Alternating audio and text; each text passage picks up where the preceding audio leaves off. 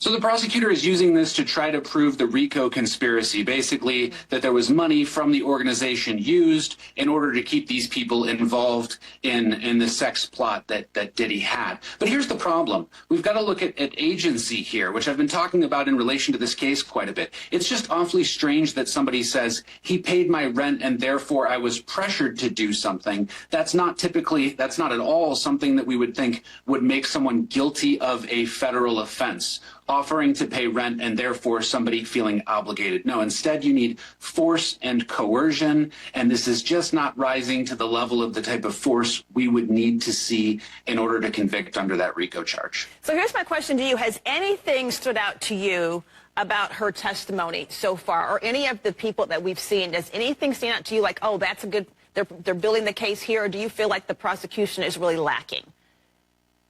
Well, I think that the case is fundamentally flawed because it came from the proposition that you can collect all of these disparate acts related to Diddy and add them all up. If some of these things were true, like the arson related to Kid Cudi, like dangling somebody over a balcony, the false things that we've already heard about, sure, absolutely. I think that that would be enough to convict. But the problem is every time they've gone into that problematic territory, the arson case or this balcony issue, you start to see that falls apart very quickly. And what we have left is Diddy engaged in some strange behavior, but didn't rise to the level of federal offense. I think the prosecution is really struggling, and they've got to come out with something better. Now, this case is really about agency and whether or not we will believe that Cassie and Jane are the type of people that don't have any agency and don't have the ability to stand up for themselves. The defense is trying to show that they do. And that sort of behavior starts to look like she is somebody with agency who has the ability to say, Diddy, I don't want to do this. Stop.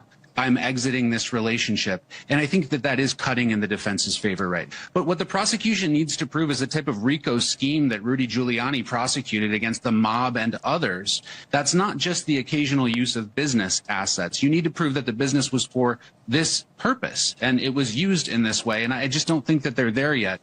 Defense, well, I think that we're going to see a very interesting case taking each one of the wickets that the prosecution set up and knocking it down witness by witness. I would expect a very vigorous defense case.